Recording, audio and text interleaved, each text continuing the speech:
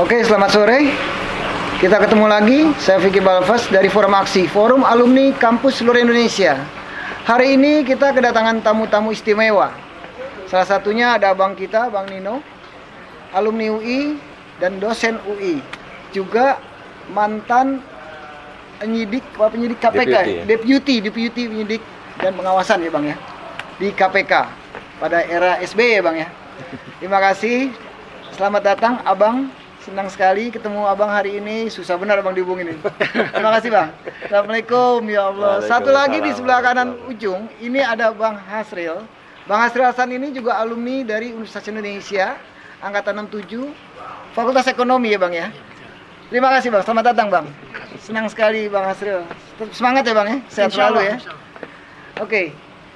Pemirsa yang berada di ujung barat sampai timur, yang nonton di luar negeri maupun di Australia, di Malaysia, Forum Aksi bergema kembali, bergeming, berdesing dan terus berteriak Forum Aksi ini.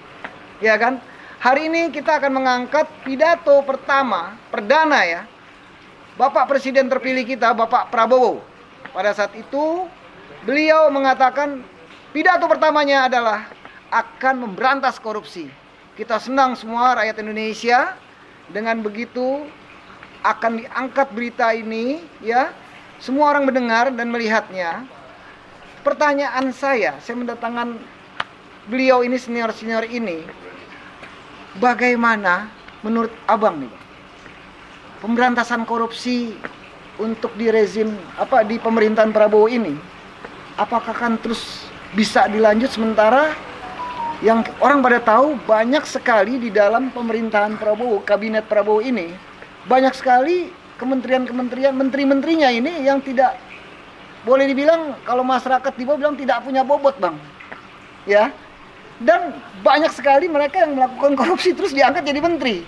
Ya kan? Silakan Bang, bagaimana pandangan Abang? Menurut Abang bagaimana Bang? Silakan Bang. Iya.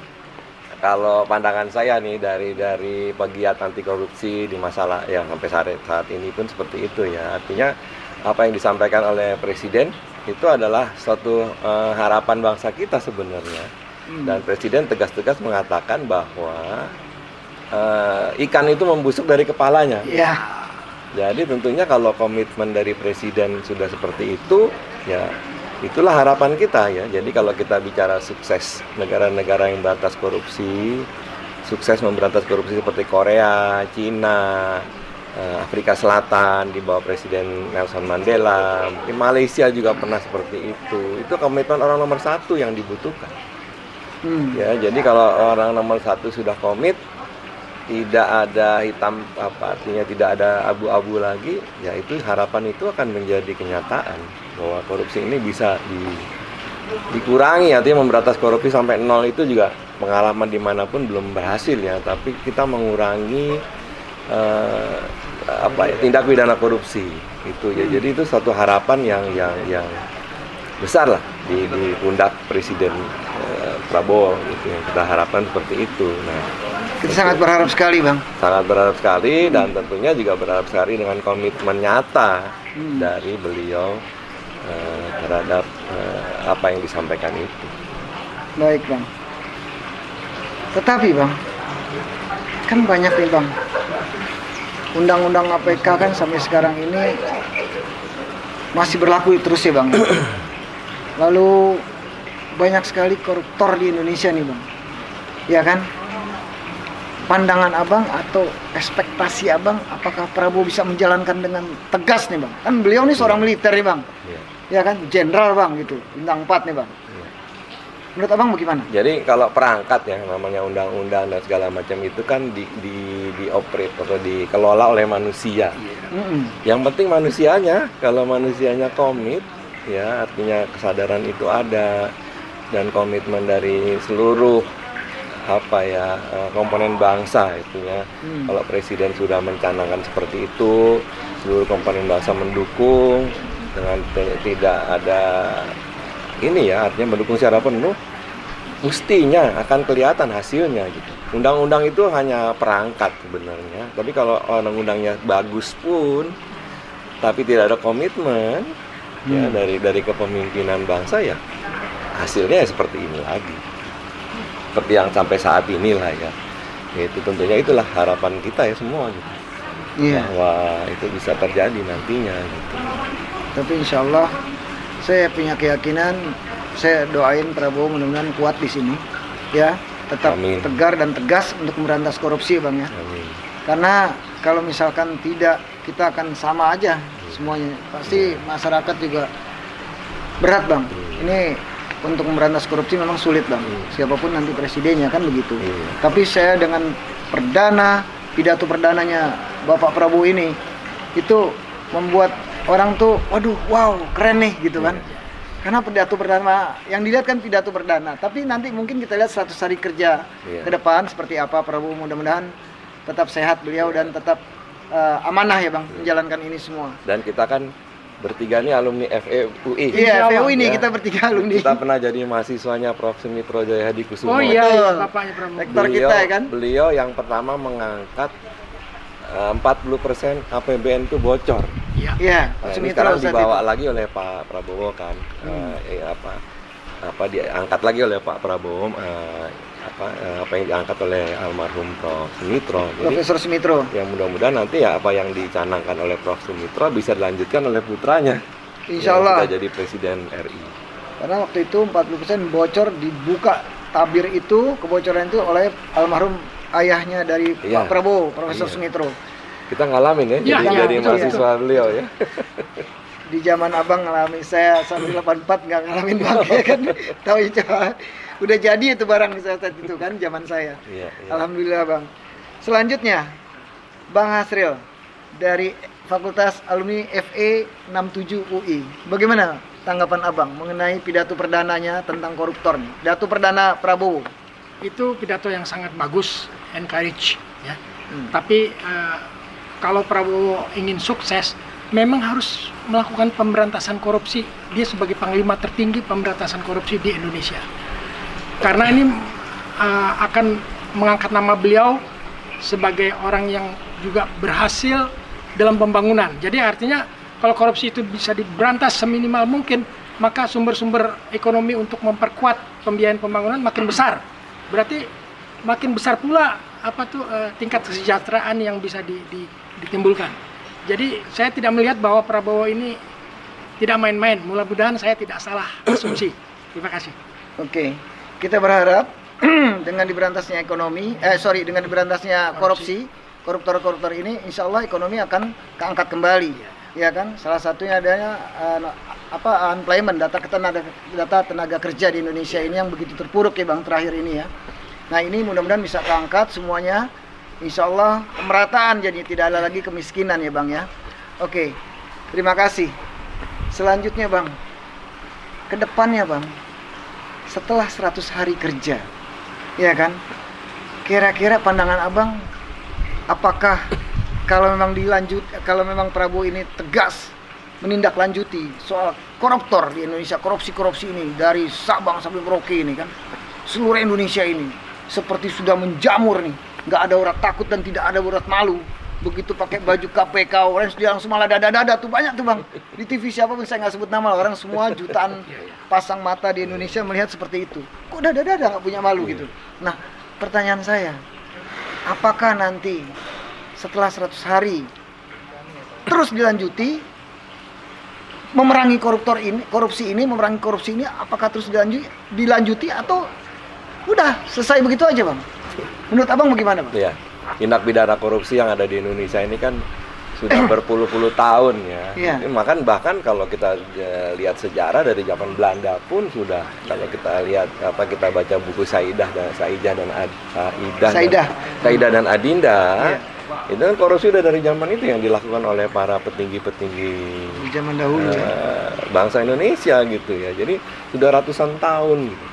Tentunya 100 hari itu masih Kecil artinya, banget ya. Terlalu optimis ya kalau 100 hari. Tapi ya berharapannya kalau tindakan itu bisa berkelanjutan, artinya terus berkelanjutan, sustainable gitu, ya insya Allah pasti akan kelihatan hasilnya. Paling tidak dalam 5 tahun ke depan.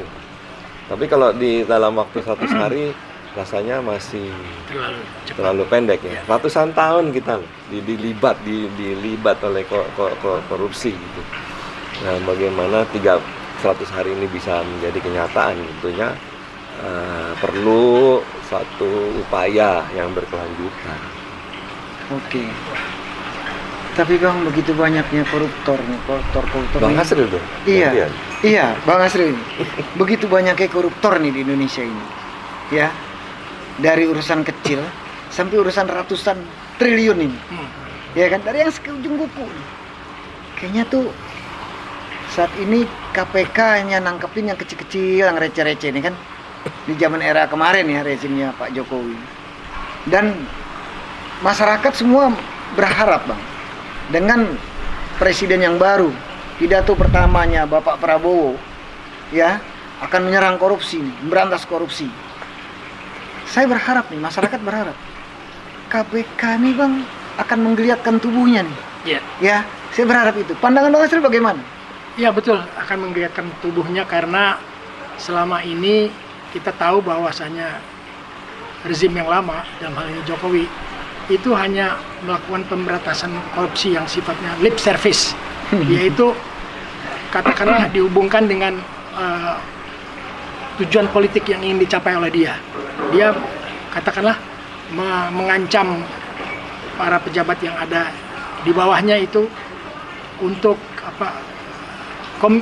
untuk tunduk mengikuti kemauan dia, kalau tidak akan dipersoalkan secara hukum. Itu sudah jelas, bukan rahasia lagi. Oke.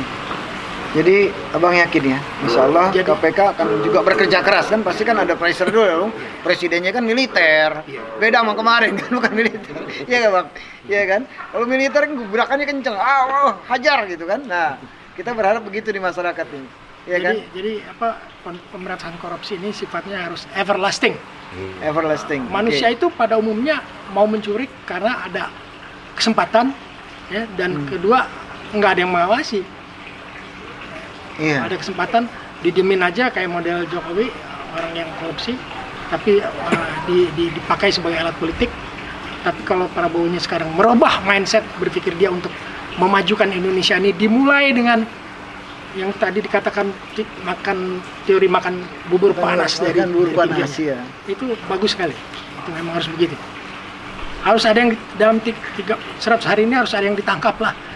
Sudah ada sebetulnya, sudah ada. Daftar sih udah punya bang ya. Sudah ada. Nanti Prabowo udah punya nih daftarnya.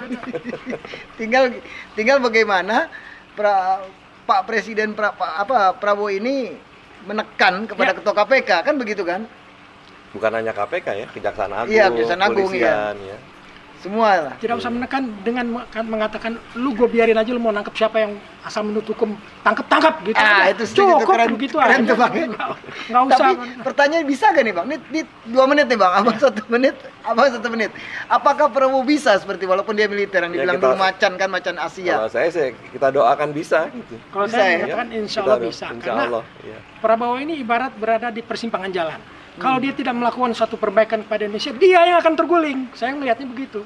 Jadi dia apakah mau atau tidak, dia harus berbuat sesuatu yang terbaik buat Indonesia, dan juga itu akan mengangkat nama baik keluarga dia sebagai pegawai ekonomi. Tapi kan inner cycle-nya dia juga kan banyak yang nggak beres tuh. Ya, apa-apa ya, jalan. Tapi berani gak? Saya lihat, tapi kalau seorang Prabowo ini kan seorang militer yang keras bang ya, dari Danjen Kopassus, kerasnya begitu, semua disenengin waktu dia menjabat menjadi komandan Danjen Kopassus ini kan luar biasa, keras dan tegas ya. Oke, setelah itu begitu bergabung ini kan kayak kucing Persia, banyak yang mengatakan begitu kan. Nah, kami berharap, kita dari alumni dan dari forum aksi ini berharap tidak seperti itu. Ya. Mudah-mudahan Pak Prabowo ini dikembalikan kepada marwahnya ya bang. Marwahnya, Insya Allah kepada marwahnya, dan dengan penuh integritas bisa menjalankan dan menghukum semua korupsi yang ada di Indonesia, koruptor ini. Oke bang, terima kasih. Sukses selalu dengan kedatangan abang. Terima kasih banget sudah mau berkunjung ke kita di forum aksi, forum alumni kampus seluruh Indonesia bang ya. Ini rumahnya forum aksi nih bang, di sini bang. Kumpul-kumpul di sini bang. Terima kasih bang. Sama-sama. Terima kasih Bang Hasril. Insya Allah kita ketemu lagi bang. Pemirsa, forum aksi kita akan ketemu lagi di waktu yang sama, insya Allah minggu depan kita ketemu lagi dengan tema yang lain. Wassalamualaikum, saya Vicky Balfas. Selamat sore, terima kasih. Tetap semangat Bang, angannya Bang. Tetap semangat, Forum Aksi, Forum Alumni Kampus Seluruh Indonesia.